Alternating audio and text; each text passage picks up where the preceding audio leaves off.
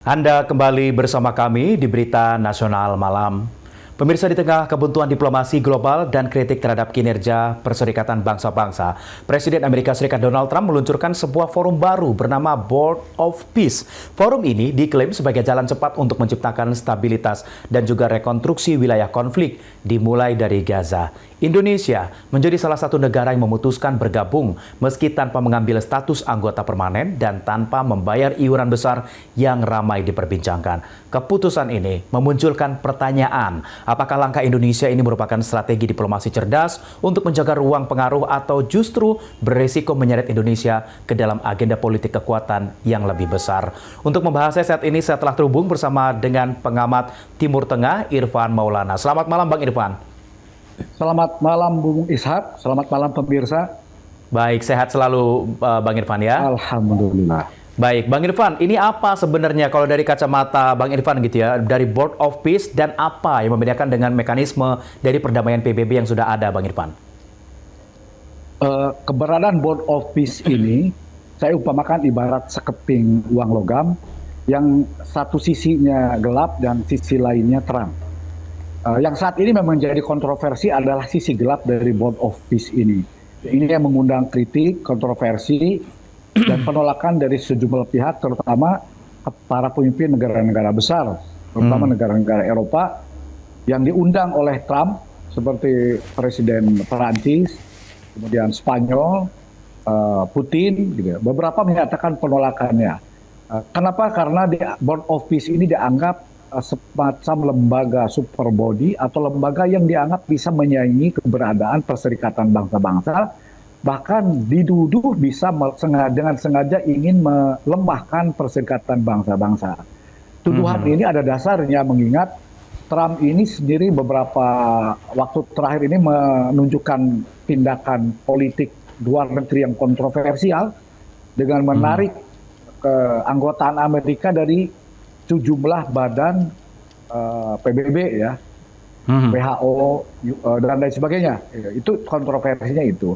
Diikuti juga dengan berbagai langkah politik agresif Trump yang melakukan tindakan unilateral yang dianggap melanggar hukum internasional, seperti serangan dia ke Amerika ke Venezuela dan menculik presidennya dari sebuah negara berdaulat bernama negara Venezuela. Yang saat ini juga Amerika juga sedang berhitung dengan waktu untuk jadi atau tidaknya menyerang Iran, mencaplok Greenland, bahkan bisa jadi Amerika juga berkeinginan untuk menjadikan Kanada sebagai salah satu negara bagian Amerika Serikat.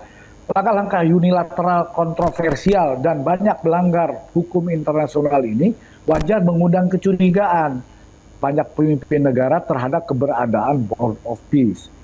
Yang kedua, yang menjadi kritik adalah minimnya partisipasi Palestina, khususnya otoritas Palestina dalam jajaran Board of Peace tersebut. Kemudian juga soal dominasi dari kroniisme. Belum apa-apa kita sudah melihat sejumlah nama yang dinilai orang terkait dengan kroni atau kelompok orang dekat Trump yang diduga punya agenda atau kepentingan bisnis besar ya. Seperti di situ ada Steve Witkoff, orang tahu semua Steve Witkoff itu orang Yahudi pengusaha properti Amerika. Ada Jared Kushner juga yang selama ini juga berkecimpung di bisnis properti. Jared Kushner itu adalah menantu Trump ya. Ada juga Tony Blair, mantan Perdana Menteri Inggris yang sebetulnya dulu pernah punya sejarah kelam keterlibatannya dalam serangan ke Irak dengan alasan tidak sah tentang kepemilikan senjata pemusnah massal. Berbagai kontroversi ini yang membuat memberi warna gelap dalam salah satu sisi keping logam tersebut ya. Tapi di pihak lain juga ada sisi terangnya. Ini juga orang mungkin belum menyorot, belum bisa melihat itu dengan jernih. Pertama, saat ini Board of Peace adalah satu-satunya konsep solusi di atas meja yang disodorkan untuk menghentikan genosida. Dengan cara apa lagi bangsa-bangsa di dunia, bahkan PBB sekalipun, tidak punya kesanggupan untuk menghentikan genosida yang sedemikian rupa di lingkungan Israel telah membunuh 70.000 orang rakyat Gaza yang tidak bersalah, ratusan ribu luka, dan tingkat kehancuran yang luar biasa ya, yang tidak terperi. Siapa yang bisa menghentikan? Board of Peace ini yang digagas oleh Trump punya kemampuan memaksa Israel, Netanyahu, rezim sayap kanan Zionis ini untuk menghentikan agresi. Itu satu. Yang kedua, Board Office ini adalah tahap kedua dari proses gencatan Gaza yang nanti akan diikuti oleh dikirimkannya pasukan stabilitas keamanan, kemudian akan dibentuknya pemerintahan teknokratis Palestina. Jadi bukan tanpa melibatkan Palestina, ada namanya pemerintahan teknokratis yang nanti akan menggawangi proses rekonstruksi Gaza. Dan menurut saya, Board Office ini juga jangan lupa didasari oleh resolusi Dewan Keamanan PBB. Jadi sebetulnya ada realitasnya. Oke, Bang Irfan, kalau tadi Bang Irfan menyatakan kalau Board Office ini dibentuk adalah memang salah satunya untuk bisa menstop adanya yang saat ini terjadi di Gaza gitu ya. Seberapa persen Board Office ini untuk bisa menghentikan Gaza, kalau menurut Bang Irfan? Saya yakin 90% bisa menghentikan genosida dengan akhirnya Netanyahu bersedia bergabung ke Board Office. Itu artinya Israel menerima terms, syarat-syarat prosedur ketentuan yang berlaku dalam 20 poin Donald Trump. Bergabungnya negara-negara Arab termasuk Turki, Saudi Arabia, Qatar, Mesir dalam Board Office Uni Emirat, diikuti oleh Turki, Pakistan dan Indonesia. Itu akan menyandera Israel, Netanyahu untuk mau tidak mau harus berunding, harus duduk di atas meja, harus mengalah, harus menerima persyaratan, harus berkompromi. Jadi di situ justru kehadiran Indonesia dan beberapa negara besar di dunia Islam, negara Arab dan Turki akan menjadi pressure buat Israel untuk mematuhi semua ketentuan dalam 20 poin Trump. Baik, kita kembali ke keputusan Indonesia, Bang Irfan. Ini kan tadi sempat disinggung juga dengan Bang Irfan ya, terkait dengan negara-negara Eropa ini banyak yang menolak untuk bergabung begitu ya. Selanjutnya apa pertimbangan utama Indonesia akhirnya memutuskan bergabung, sementara banyak negara Eropa yang justru menolak, Bang? Gini, negara Eropa dalam kondisi memang sedang complicated, terutama di Eropa dengan Amerika, khususnya di era Trump sendiri. Di era Trump ini kan menunjukkan keretakan hubungan Amerika Serikat dengan Uni Eropa dari mulai soal pendekatan yang berbeda soal Ukraina, kedua soal ambisi Trump untuk mencaplok Greenland. Greenland itu sudah 400 tahun menjadi wilayah kedaulatan teritorial Denmark. Denmark adalah bagian dari Uni Eropa, bagian dari NATO. Jadi tindakan unilateral Amerika ingin mencaplok Greenland itu dianggap sebagai ancaman terhadap keutuhan, kesatuan, kedaulatan bangsa-bangsa negara-negara Eropa, khusus yang tergabung dalam Uni Eropa, khusus yang tergabung dalam NATO. Dan jika presiden ini diterima, dianggap wajar, akan dianggap sebagai sebuah presiden baru untuk tindakan semena-mena merampas, menganeksasi kedaulatan negara lain yang berdaulat. Itu satu hal dengan Uni Eropa. Kedua, ada pandangan lain, terutama dari Emmanuel Macron, Presiden Perancis, yang melihat keberadaan Board Office ini, menurut Macron, dianggap ingin menyanyi PBB. Ada lagi alasan Perdana Menteri Spanyol. Spanyol menolak bergabung dengan alasan minimnya partisipasi unsur Palestina. Spanyol itu salah satu negara Uni Eropa yang paling militan dalam soal pro-Palestina ya, selain Irlandia. Jadi ada berbagai banyak hal, tapi memang sekarang Amerika Serikat dan Uni Eropa sedang dalam posisi kontradiktif ya, sedang dalam posisi dilematik, sedang konflik, termasuk soal perang tarif dan lain sebagainya. Banyak isu yang memperlihatkan keretakan hubungan politik, diplomatik, ekonomi Amerika Serikat dan Eropa. Dan ini bukan hal yang baru ya, muncul sejak Uni Eropa sendiri itu berdiri.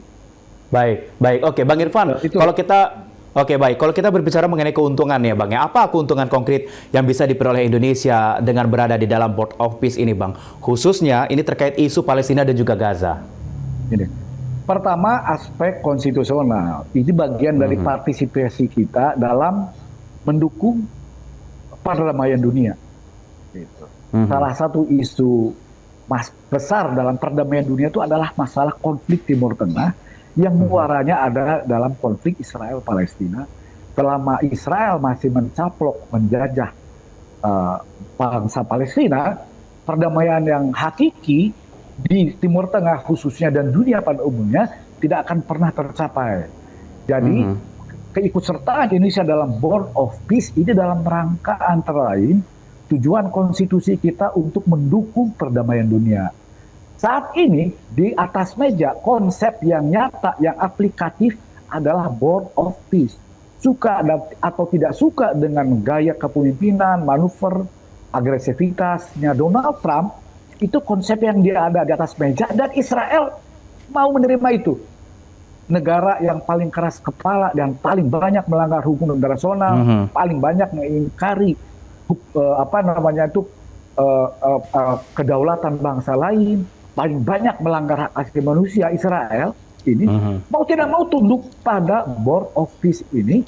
Jangan lupa di fase kedua berdirinya perselenggaranya Board of Peace ini ada klausul tentang penarikan pasukan Israel dari wilayah Gaza yang diduduki. Jangan lupa saat ini Israel masih menguasai 55% wilayah Gaza. Dengan Israel memasuki tahap kedua, gabung Board of Peace, Israel harus menarik pasukannya dari wilayah Gaza yang dikuasai Israel, kemudian nanti digantikan oleh pasukan stabilitas internasional. Yang di situ antara lain akan melibatkan pasukan stabilitas internasional dari negara-negara Arab dan Turki. Yang Israel sebetulnya keberatan, terutama kehadiran Turki dan Qatar, yang di mata Israel ini adalah ancaman buat Israel di seberang perbatasan. Tapi sejauh ini Turki yang paling realistis, yang punya kapasitas dan kompetensi untuk mengirimkan pasukan stabilitas, karena militer Turki relatif bisa diterima oleh kelompok perlawanan Palestina di Gaza, termasuk Hamas. Oke, baik. Bang Irfan, ini kalau kita melihat negara Indonesia ini kan adalah sebuah negara yang besar gitu ya, termasuk juga ini jumlah muslimnya juga terbesar di dunia gitu ya. Ini yang dipertanyakan, apakah kehadiran Indonesia ini bisa benar-benar mempengaruhi arah keputusan atau ini hanya bersifat simbolik aja nih Bang, sebagai legitimasi dari Global South aja begitu? Ini, pertama secara simbolik jelas. Pertama tadi sudah disebutkan sebagai negara muslim dengan populasi terbesar dunia dan negara dan non-Arab. Itu artinya keterwakilan semua bangsa muslim itu terwakili di Board of Peace. Ada unsur negara Arab, ada unsur Turki, ada unsur Asia Selatan dengan kehadiran Pakistan, ada unsur Asia Tengah dan kehadiran negara Uzbekistan saya. Ada juga keterwakilan unsur Afrika dan bergabung di ada kehadiran unsur Asia Tenggara. Jadi bisa dianggap mewakili region Asia Tenggara. Di situ kan ada Malaysia dan Brunei. Ya. Jadi kan keterwakilan pada bangsa, heterogenitas bangsa-bangsa di dunia Islam. Yang kedua, secara makna politiknya tentu saja ada signifikansinya. Mengingat Indonesia juga negara dengan kekuatan ekonomi besar. Indonesia termasuk negara G20. Indonesia juga termasuk yang sedang proses transisi menuju bergabung ke BRICS, menuju suatu kekuatan baru Global South, ya, yang tentu saja diperhitungkan. Indonesia juga akan menjadi negara ekonomi besar di masa yang depan. Jadi Indonesia juga negara yang termasuk kuat pertumbuhan ekonominya stabil, yang punya prospek menjadi negara maju di masa depan. Dan Indonesia juga punya potensi dalam soal kepemimpinan, dalam soal leadership, ya, dari berbagai keunggulan-keunggulan tersebut. Itu artinya keberadaan Indonesia diperhitungkan betul posisinya oleh Donald Trump untuk dilibatkan bersama dengan pemimpin negara dunia lain, termasuk Saudi Arabia, Turki, Pakistan, Mesir, Qatar, dan lain-lain. Oke, baik Bang Irfan, ini sebelum saya tutup ya, ini kan dalam Indonesia bergabungan Board of Peace ini belum ada memberikan sumbangan apapun yang besar jumlahnya yang ramai di media sosial gitu ya. Jika suatu saat Indonesia ditekan untuk menyumbang dana besar atau mendukung kebijakan tertentu, apakah ini Indonesia masih punya ruang untuk mundur, Bang? Kan ini keanggotaan kita belum tentu permanen, karena untuk permanen kan harus ada partisipasi $1 miliar. 1 miliar dolar ini saya bayangkan kalau melihat kemarin presentasi Jared Kushner di Davos, ya, itu bagian dari modal awal, asumsinya begitu, untuk proses rekonstruksi yang membutuhkan biaya luar biasa. Sebetulnya sebelumnya sudah pernah ada proposal Arab yang disodorkan oleh Mesir tentang besaran biaya yang diperlukan untuk melakukan rekonstruksi. Baik. Perlu diketahui bahwa kerusakan di Gaza itu di luar perkiraan, lebih dahsyat daripada perkiraan orang saat ini ya. Gitu. Baik. Dan kalau kita melihat visi Gaza masa depan yang dipresentasikan Jared Kushner, itu memang butuh investasi luar biasa. Oke. Nah, kita perlu berhitung betul sejauh mana dampak, perlu tidaknya kita berpartisipasi sampai mengeluarkan biaya sebesar itu. Perlu juga menimbang kepentingan nasional kita dan efektivitasnya. Dan jangan lupa, pemerintahan Donald Trump ini hanya 3 tahunan lagi sampai 2028. Baik. Jadi jangan sampai investasi kita terlanjur, kemudian ini tidak efektif, tidak aplikatif. Ya. Baik. Donald Trump keburu berganti, keburu terjadi pergantian kekuasaan di Amerika, bisa berubah lagi. Baik. Terakhir Bang Irfan terakhir ya, pesan apa yang harusnya Indonesia sampaikan ke publik internasional agar keikutsertaan ini tidak disalahartikan sebagai perubahan sikap politik luar negeri, Bang? Singkat saja, Bang. Menurut saya bukan hanya itu, di dalam negeri justru yang perlu disosialisasikan. Pernyataan Presiden kemarin doorstop tentang perlunya jaminan keamanan Israel untuk perdamaian, itu seharusnya diakhiri dengan tanda koma. Tidak dipahami sebagai tanda titik dan tanda seru. Nah, kelanjutan penjelasannya itu adalah tugas Kementerian Luar Negeri supaya tidak disalahpahami. Jaminan keamanan Israel itu bagian dari komitmen two-state solution selama Israel juga mengakui Palestina merdeka, berdaulat, berdampingan hidup damai dengan Israel. Jadi saling jamin. Jadi sebetulnya itu harus ada penjelasan.